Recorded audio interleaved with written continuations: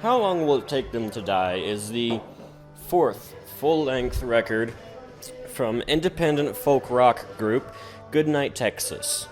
Now, I might be a little bit biased when it comes to talking about this album in particular because it's my personal favorite band, so I might be a little bit biased when talking about this album, just that much maybe. Maybe that much. Maybe a little more. Shockingly, what I have to say about this album, unlike the other ones, is it is good. I like this album quite a bit, actually. This album is different from their previous albums sonically. It's not a major departure. They're not doing like pop music. It's not a massive departure from their previous sounds. However, it's a slight difference in sound, which is something I appreciate about a lot of their albums. All of their albums, really, is that each individual album has its own unique vibe and sound about it. The first record has is much more focused on the acoustic folk side of things, sometimes a little bit gothic. The second album feels much more autumnal, and it brings in more of the rock influences on the riffs and progressions and rhythms and whatnot. And then the third album pushes the rock vibe, the rock side of their indie folk rock sound further in the rock direction, leaning heavier into electric instrumentation and some heavier songs. And this album feels more in line with what they did sonically on Conductor, their third album. However, it still feels like its own separate, unique thing. It doesn't feel like it's retreading ground, basically. The individual songs on this album, this might be shocking to hear, but they are also good. There are certain tracks on here that embody the folk side of their folk rock sound more than other tracks on here. Gotta Get Going is an upbeat, fun, mostly acoustic jam about the kind of goofy song about this guy that leaves his hometown to go make it big out west in California, only to receive a letter that the creek has literally risen above the banks and swallowed his town. A letter from my brother to me was addressed. I still don't understand just how it found me in the West. I read it 20 times or more, I still can't put it down. The creek swelled beyond the banks and swallowed up the town. I love the mandolin / banjo riff on that track. I really like that little whoop near the end of the song, that little... So I gotta get going. I like that. That's good. That's a good bit. The tracks To Where You're Going and Neighborhoods also showcase their more laid-back acoustic folk sound really nicely. And then you have other tracks on here that really showcase their more rock-influenced sides on here. You have the track Borrowed Time, which is this really upbeat, kind of not groovy, but a little bit, maybe not really, kinda track. That's the band's first foray into themes of on environmentalism, kinda. This track about this alien from space who comes to Earth, and he's like, "Wow, you guys have sure messed this place up. Well, let me tell you." Made it down to Earth a couple hours ago. Man, I don't know what they've done with the place.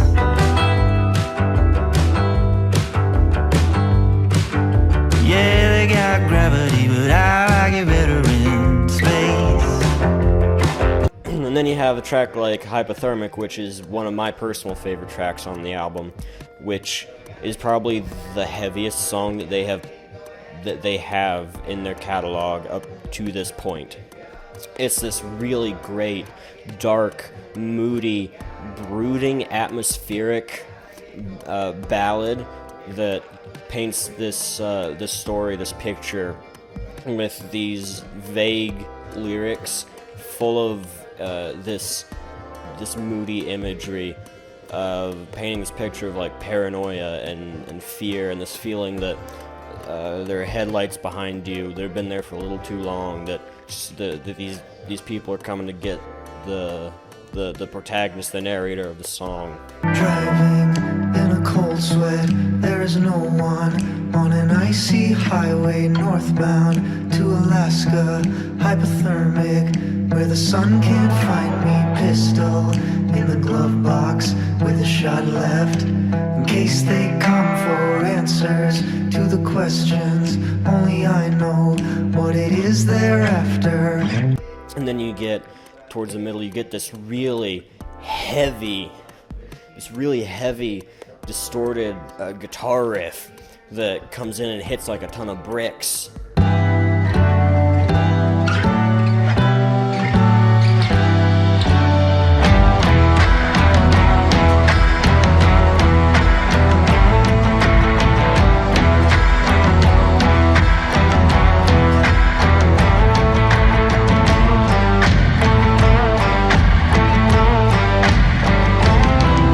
It's gnarly, and it's even gnarlier live.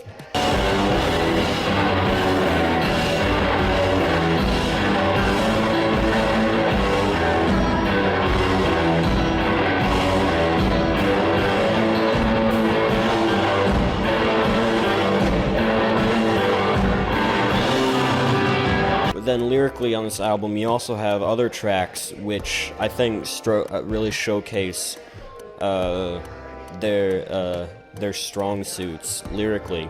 The two tracks I think that stood out the most to me personally in terms of lyrical content being ones written by one of the two band's frontmen, Avi Vinokur.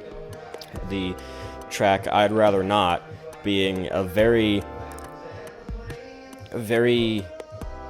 a very tender, honest, vulnerable song that he wrote a number of years ago about his father who passed away when he was very young. And there are lyrics in this song which hit phenomenally. Some years fly to the next, some inch along with the next, but downs and ups are all familiar after so long.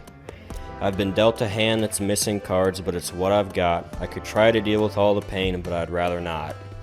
Everything about that track in particular feels so raw and vulnerable in a very special way, and the whole thing is carried by this gorgeous soft guitar line and this beautiful steel section.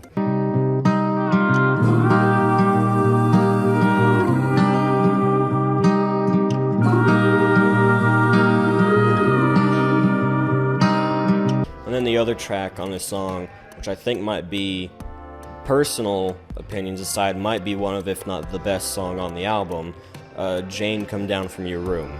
This song, in just about every way imaginable, is an emotional gut punch. It's a song about an alcoholic father speaking to his daughter, pleading with her rather, just begging that she would come downstairs from her room, pleading with her, knowing the damage that he's done, knowing how much he's hurt her. And I'm sorry I shouted at you like I did. I need to remember you're only a kid whose family's in shambles before she turned 8. Well, my baby should never have to carry that weight.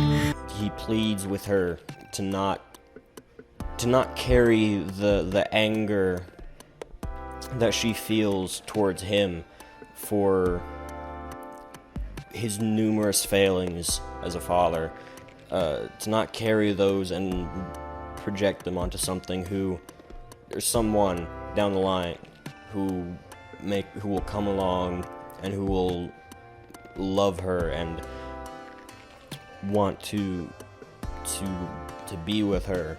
Someday a boy will want to love you. I hope that he treats you like I didn't do, and your heart will be frigid like a North Country frost. Don't drive him away with the trust that you lost. And everything about the song hits absurdly hard. The whole thing is carried by this beautiful finger-picking guitar, and what I believe is the band's first usage of fiddle in one of their songs. I think it appears on the opening track, Neighborhoods, but this was a single released before the album came out proper, so I'm going to say that this is the first instance of them using fiddle, and it is beautiful.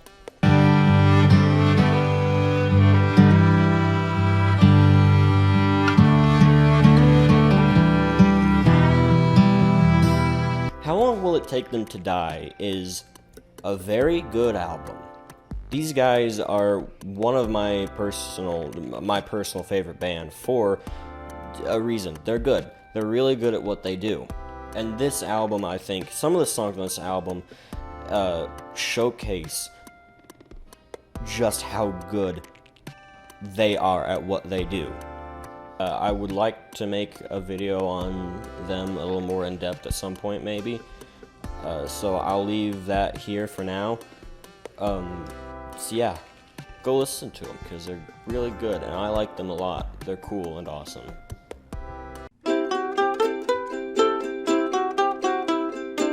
This next album is one that I might be a little bit more biased towards more than the Goodnight Texas album, because this album was released by my good friend Tom.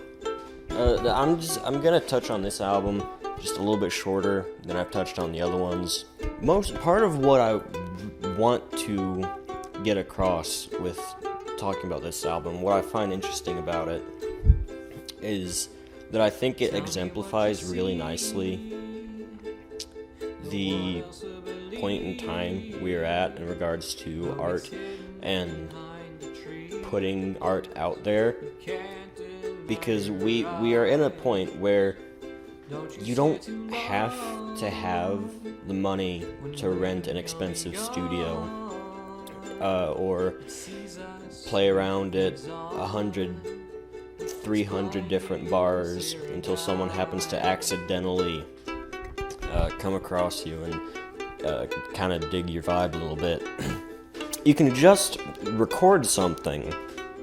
You can take just a guitar and a microphone, and you can put something out there into the world for people to hear, to listen to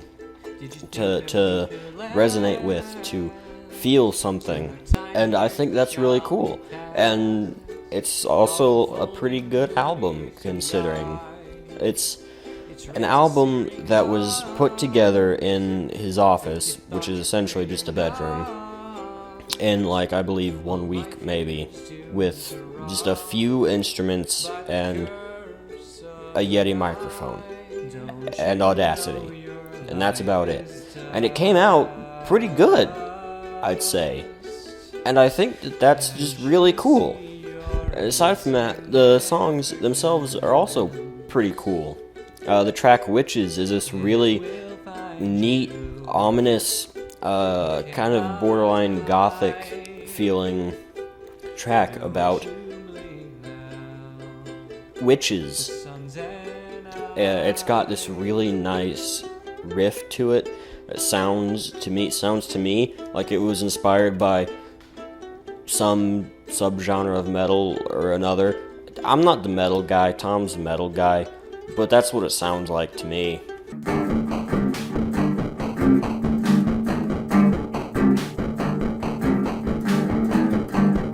and it's also just a like really good riff. There are tracks on here that, because of the limitations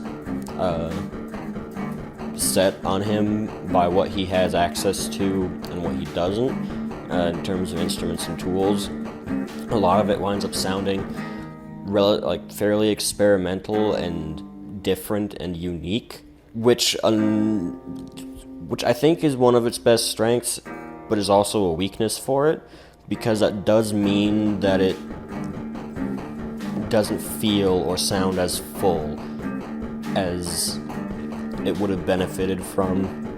Some of the tracks instrumentally do feel a little bit empty, which again is no fault of his own. It's just limitations, but it's still a thing nonetheless. I mean, I'm sorry, buddy, it just is. I mean, what are you gonna do? However, I think that the fact that this exists both because of and in spite of the limitations set on how it was recorded and how it sounds, I think that makes it a pretty cool album. The closing track, Blind Idiot God, is also pretty cool. It's a 14-minute song about the invocation and summoning of an ancient eldritch god, a blind idiot god, if you will, a god defined by its stupidity. It's an absurdist track lyrically, but I really like that, and towards the end it veers off into this really, really dense, very abrasive noise rock sound that's really cool.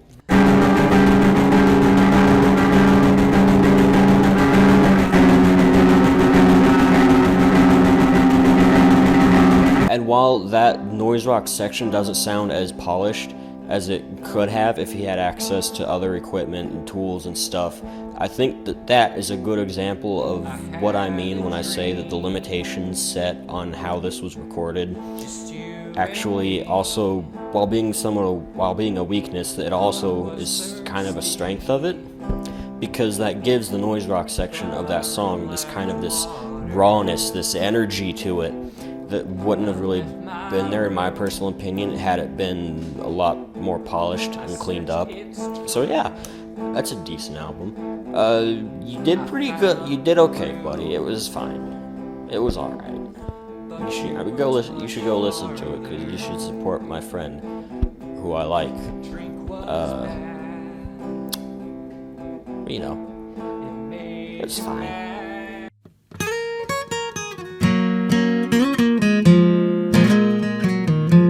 Speaking of just being able nowadays to take a guitar and a microphone and put music out there into the world for people to listen to and resonate with, our next album is from Zach Bryan. Zach Bryan is a figure who you're probably familiar with already if you are within certain circles of the independent and less mainstream side of country music, which I am proudly a part of. Zach is someone whose music really resonates with me a lot. This album is no exception. It's good, which might shock you to find out. I like this album a lot. American Heartbreak is the third full-length album released by Zach Bryan, and it marks a very big milestone for him as an artist. The album is the best way that I can describe this album is as an event. It's or at least for a certain group of people, its release was an event. This is Zach's first studio recorded album. His first album recorded in like a professional studio setting with like an actual producer and stuff. Prior to this, his other two records, his first one, unless I'm mistaken, was recorded in like a motel with some friends and a microphone. And his second album was recorded in a barn, an abandoned barn that he and his buddies turned into a recording studio. The album is a monster of a record. It is 2 hours long with 32 different tracks on it, 32 songs. And those are not just, and that's not including like filler, like little short minute-long interludes or anything, or covers. That's 32 3 to 4 minute original songs.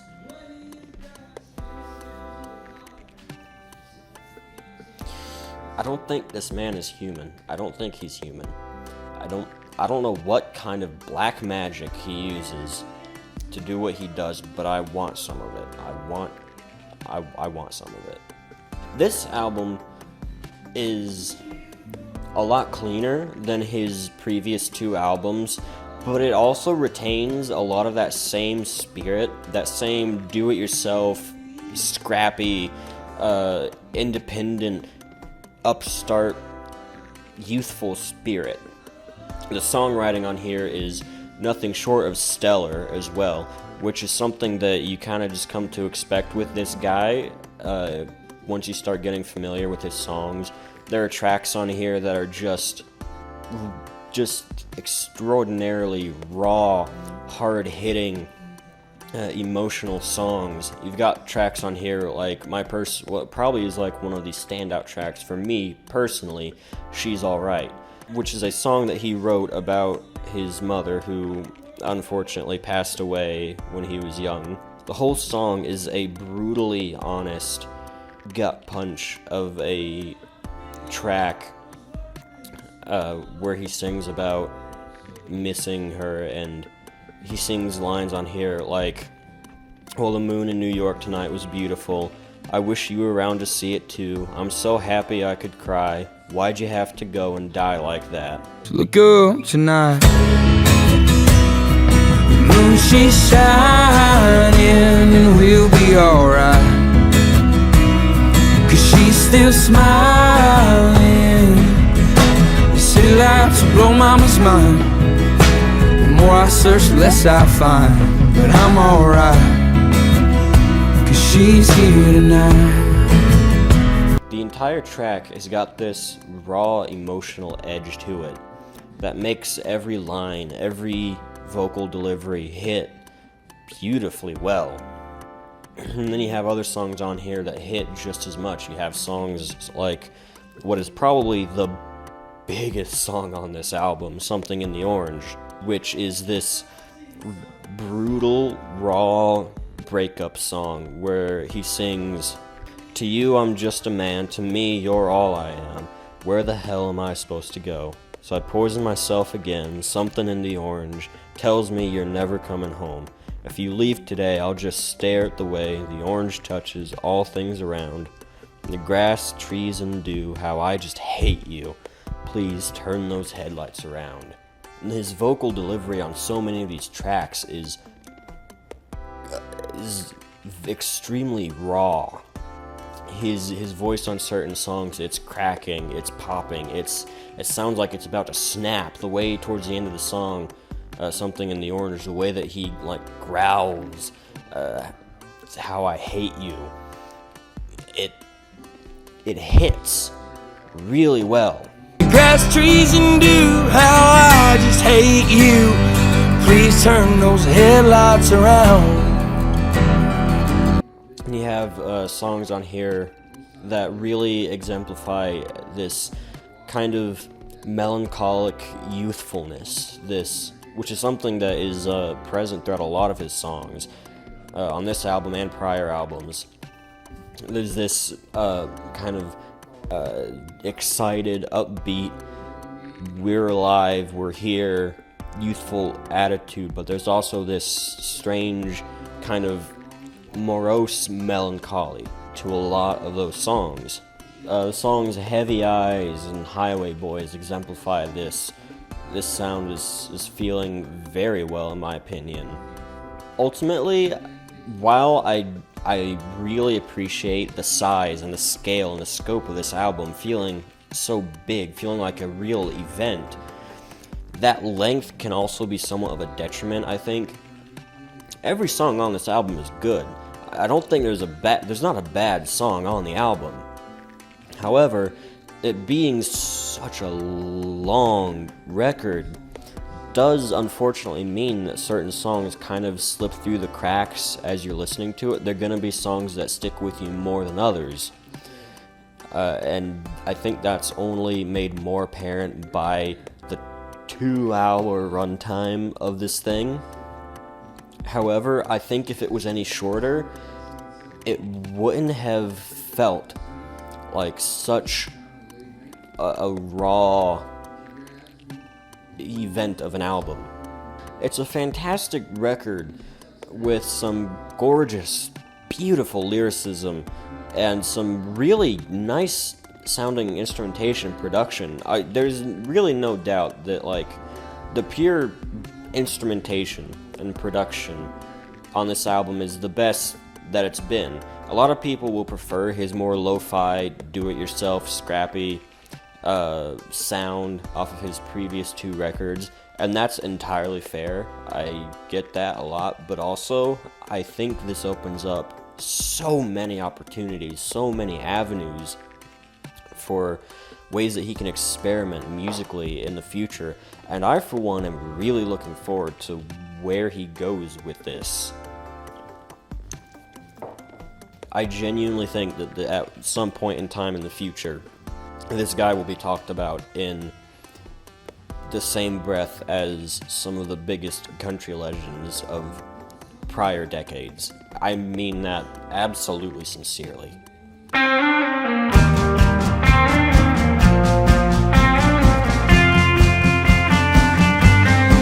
Speaking of Zach Bryan, our next thing to discuss is also from Zach Bryan.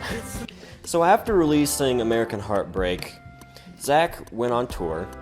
Or at least as far as I can remember, he went on tour in support of the album. And then, out of nowhere, out of the blue, while he was on tour, he was like, you know what? I'm gonna put out another release of completely original new songs, and we got Summertime Blues. Now, he says that this is an EP. It's labeled as an EP on Spotify and on Apple Music. But it's also 9 songs, so I would classify this as an album more than an EP, honestly, because of its length, because it is longer. But I mean, hey, if you want to classify it as an EP, that's fine. You do you. You're wrong, but I'm not going to argue with you about it. Summertime Blues was the most recent release from Zach Bryan in terms of albums, full-length albums. And if American Heartbreak showed where he could go with his more filled out, produced, cleaner sound, Summertime Blues, even though it came out like right after American Heartbreak, I think it is kind of a perfection of that cleaner production style, while again still maintaining that kind of scrappy, upstart vibe from his previous work, his first 2 albums. The album definitely feels like, the songs on here that definitely feel like they showcase how far he has come as an artist and as a songwriter. There are songs on here that definitely feel like the parts of them instrumentally were written with playing them live on a stage in mind. The song probably, I think, on this album that shows that the most is the opening track, and my personal favorite on the album, Quittin' Time. It opens on this absolutely beautiful, wonderful, euphoric banjo riff.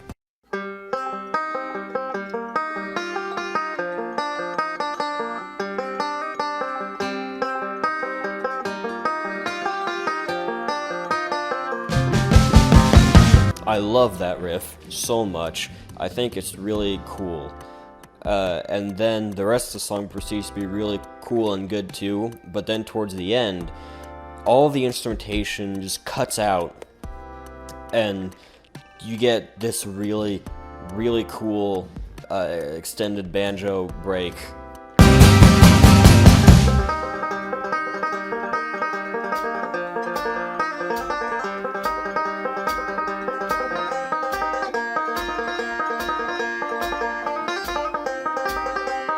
Oh, and it makes me happy. It gets me excited. It makes me feel giddy. Oh, it's so cool. And it's even cooler live, too. This album, I think maybe more than American Heartbreak, captures that kind of upbeat, summery, melancholic youthfulness that is so pervasive in a lot of his sound, a lot of his songs. And it does that really good, as shocking as I'm sure that sounds. The titular track, Summertime Blues, the song Oklahoma Smoke Show, Motorcycle Drive-By, which has a phenomenal riff, melody, whatever. All of these songs all of these songs showcase that youthfulness really well, I think.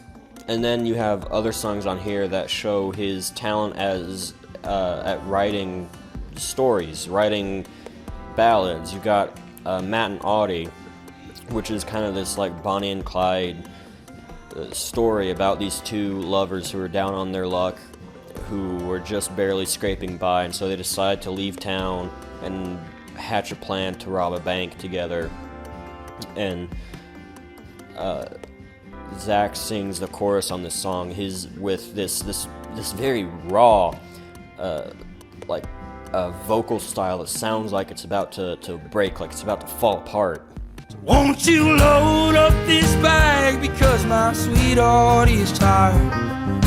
I promised her a lie. I swear to God I'll fire. The way that he like almost kind of growls, I swear to God I'll fire, is just, ooh, it's good. It's very good. And the song on here, which is probably the biggest song on this EP, Jamie, is another showcasing of his very, very good emotional lyricism. It's a song about this guy who lost his love, who lost the person that he loves, and he just decides that living without them isn't worth it at this point at all.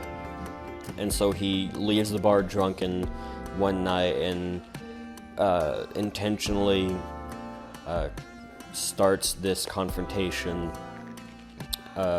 which leads to him being shot and killed, so that he can live life with the one that he lost. And it comes back around at the closing of the song, where Zach and Charles sing, Cause this life ain't worth living if the love that you've been given is taken before you are. Now Jamie's dancing and spinning around his baby in the stars. Summertime Blues is a good album / EP, whatever you want to call it. It all hits and resonates very deeply. It doesn't feel as much of a touchstone. It doesn't feel like as much of an event as American Heartbreak did. However, I do think it is still a very notable entry into his discography, and it's one that you should absolutely check out. If you want a good entry point for his music, Summertime Blues would probably be a pretty good entry point. And then I'd listen to some of his older stuff. But anyway, that's getting off track. It's a good EP, and you should go listen to it, I think.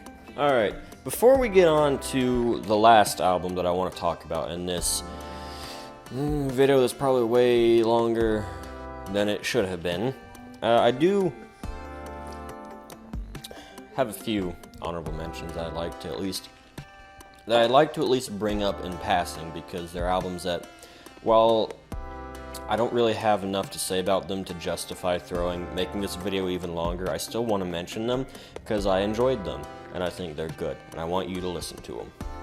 Changes is the third project released by King Gizzard and the Lizard Wizard in the month of October, and in spite of the fact that it's not the 90s inspired rap album that I was hoping it would be based on the cover art, it is still a very good album from these guys. The opening track is, I believe, 13 minutes long, and it's a really great jam. The track Nobody has a really great guitar part that every time I hear it, I don't know why, but but for some reason it reminds me of like Hotel California, even though the two riffs are like not the same. Like that's what my brain goes to for some reason. So yeah, Changes is a pretty good album that I enjoy a lot of the cuts off of that one quite a bit. Smokin' Oakum is an album by The Longest Johns. It's a really good folk album, mostly comprised of like sea shanties and stuff, which just makes it like extra cool. It's a good album. A lot of it is kind of, if you've heard anything by The Longest Johns, it is that sound again. It has a lot of similar sounds to what they've released previously, and that's okay. They do that sound, they do that English folk, that sea shanty sound really well. And it also has two different covers. It has a rendition of Wayfaring Stranger, which is phenomenal. If your folk song is moody and dark and kind of gothic sounding, and it features chains, then I'm probably gonna love it. And the other cover being of Hard Times Come Again No More, which is just a really nice, touching song to open the album on after coming off the heels of The Year. And the music video is also really nice. We're like, all these musicians and stuff, they're separate, they're off doing their own thing, kind of lonely, and then slowly everyone comes together and puts together like a dance party in an abandoned building, and it's cool and fun and awesome. It's a good record, and it's one it's a good album to listen to if you just kind of want to feel good, if you just want to feel kind of upbeat, if you want to feel in the mood to go out to sea with the boys and find treasure and say "Avast" a lot. It's a good album for that. And the last album that I want to mention in my honorable notable mentions is Old Crow Medicine Show's Paint This Town. Old Crow is a band they're another band that I really love, that I've listened to for years now, and a lot of their songs mean a lot to me. And this album is also really fantastic. It's a really great country album with some sounds on here that are surprisingly different for the guys. The track There Used to Be a Mountain here is almost a little rockish. It's very up-tempo. It's very kind of abrasive almost. The track John Brown's Dream is very in your face. It's very the vocals on this one get kind of insane. John Brown's Dream! John Brown's Dream! John Brown's Dream was the devil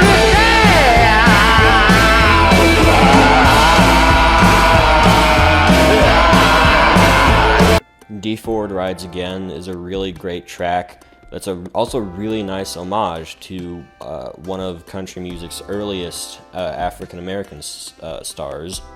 And so, yeah, Old Crow Medicine Show's Paint This Town. It's a really good album. I certainly enjoyed it, and I hope you will too. I hope you like all these albums, but you know.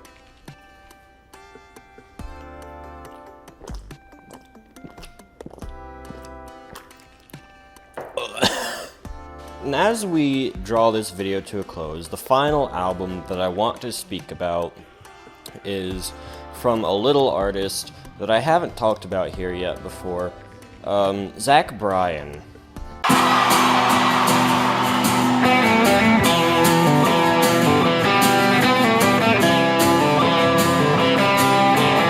Yes, all my homies hate Ticketmaster. Live from Red Rocks is the third full-length release by Zach Bryan in the year 2022. Like I said earlier, I don't know what kind of black magic this man has or uses in order to put so much music out, but I want some of it. I want some of whatever it is, whatever juice it is that he's got. I want some of it really badly. All My Homies Hate Ticketmaster Live from Red Rocks is obviously a live album.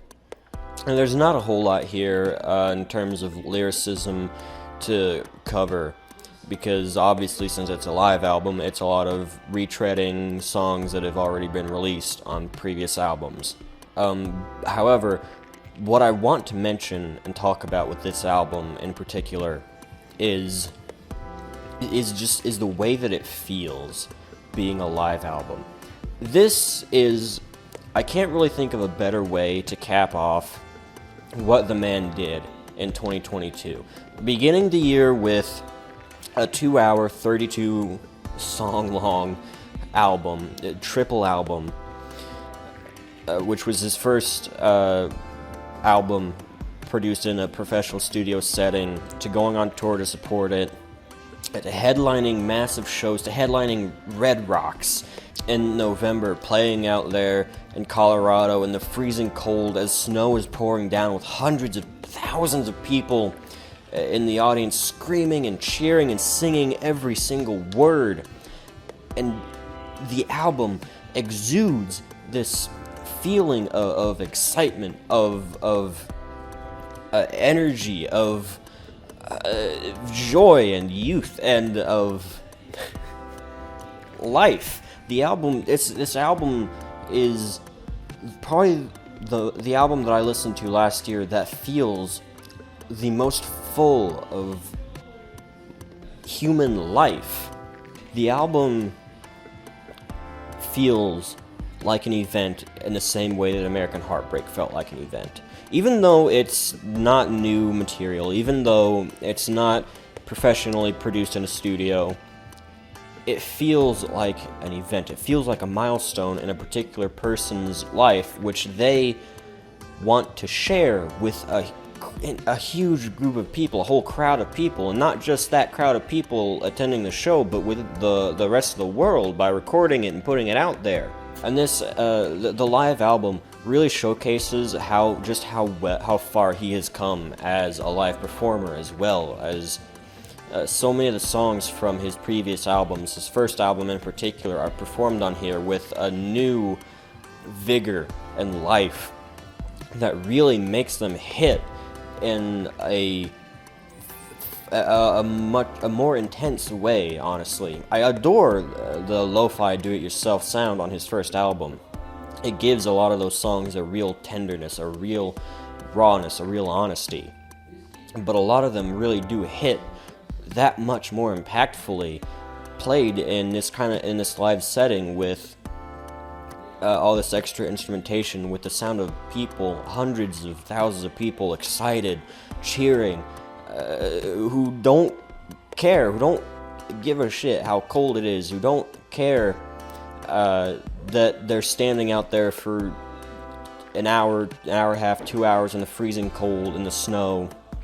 The only thing that matters in that moment is this intense moment of human connection and expression through art and emotion and music, and I think that is genuinely really beautiful, honestly. There's a serious beauty to music in a live setting, and I don't think I've listened to a live album, even by my personal favorite band, Goodnight Texas. Their live album is phenomenal, but even that album doesn't capture the kind of spirituality that you get with a bunch of other people, even just a small group of people in a live setting playing music together.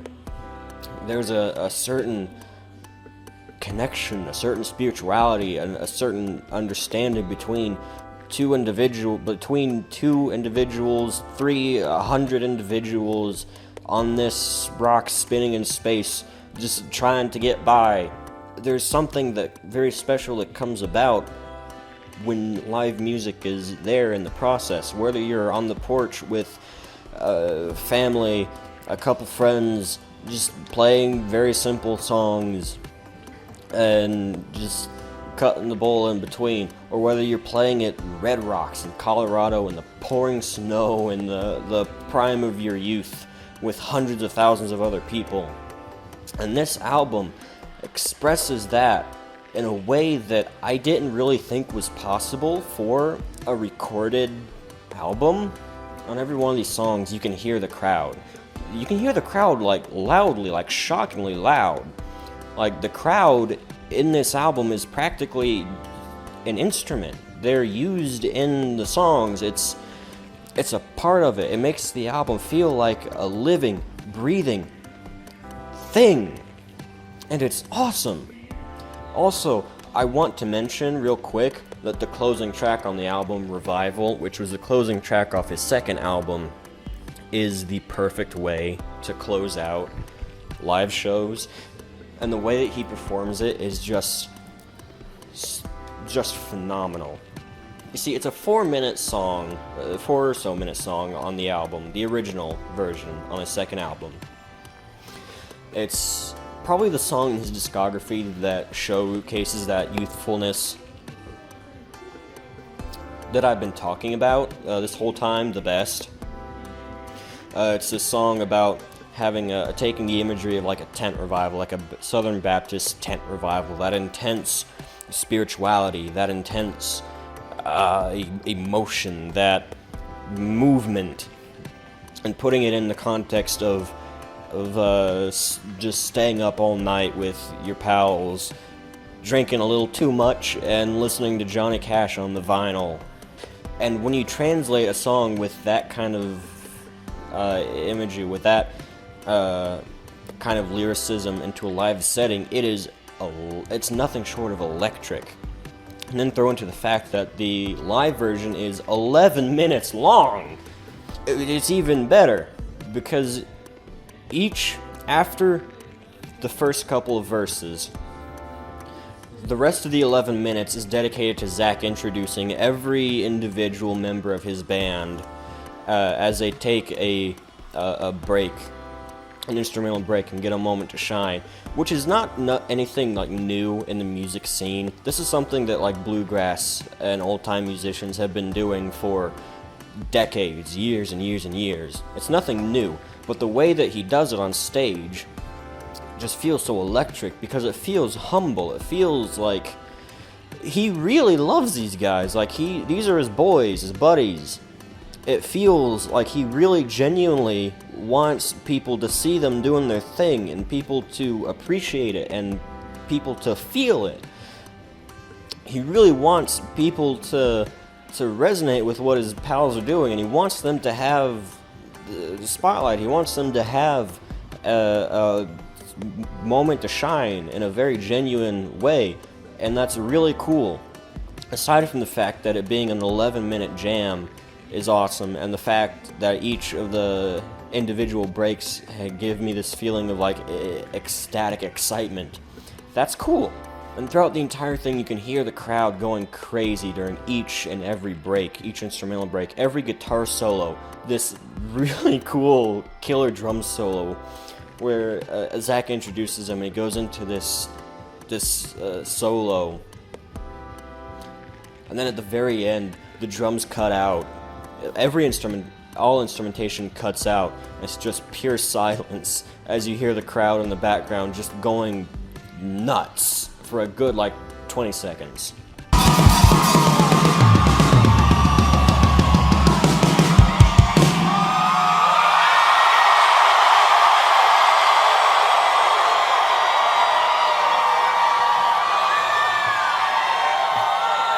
We're having it all now, revival. And then everything kicks back in, and it kicks back into full gear. And a song about this song about using the imagery of like a tent revival to talk about living life, enjoying life, living life to its fullest with the people around you that you love in a live setting to end a set is phenomenal. It is electric.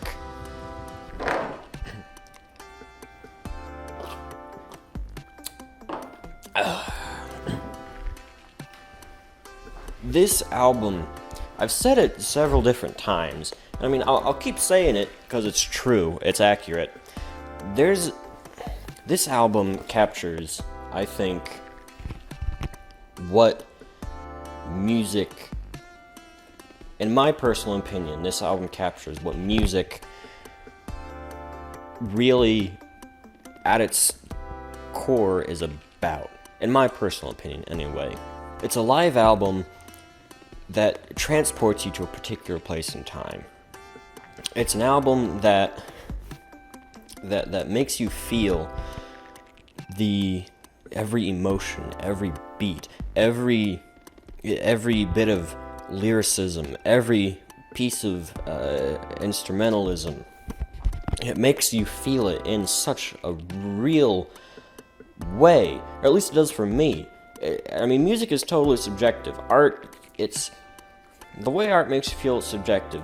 All that good stuff, blah blah blah. It may not hit you the same way that it hits me personally. For some people watching this, it probably wouldn't, just because it's not your kind of music, not your style of music. But for me, it does. And for a lot of other people, it does. And the album exemplifies, in a way, that music is kind of a spiritual thing. It's kind of a spiritual experience. Now, this is something that I could go on about, that I could explain in more detail. I would love to explain it, my thoughts on that statement in more detail. And maybe at some point in time down the road, I will. However, this video is too long, as is, so I'll try to sum up. Music, at its heart, like any other form of art, is a form of human expression, an expression of the human heart and soul. No matter how dark, uncomfortable it may be, or how triumphantly beautiful it is. And at its core, I think it's understood best when it's enjoyed, when it's appreciated with other people, when it's appreciated with people around you, with people who feel the same way you're feeling about the music, or feel a completely different way but have just as palpable a reaction to it. It's a similar feeling to going to a horror film in a proper theater and jumping at the scares with everyone else, or watching it at home with a loved one, cuddling up next to the fire, or watching a comedy and vice versa. There's something about art, or most forms of art anyway, that intrinsically are meant to be shared and meant to be experienced with people around you, whether that be a group of people that you love and trust, just a small group in like a basement or something, or whether that be in a crowd of hundreds where you don't know the name of the guy next to you. All you know in that moment, all that's important, is that there's a certain almost unexplainable spiritual connection there. And this album, for me personally, in my opinion, it showcases this really gorgeously. And I genuinely, honestly, I can't think of a better, more, I'd just say a more beautiful way to close out a year, or to close out a video about music. It is wonderful.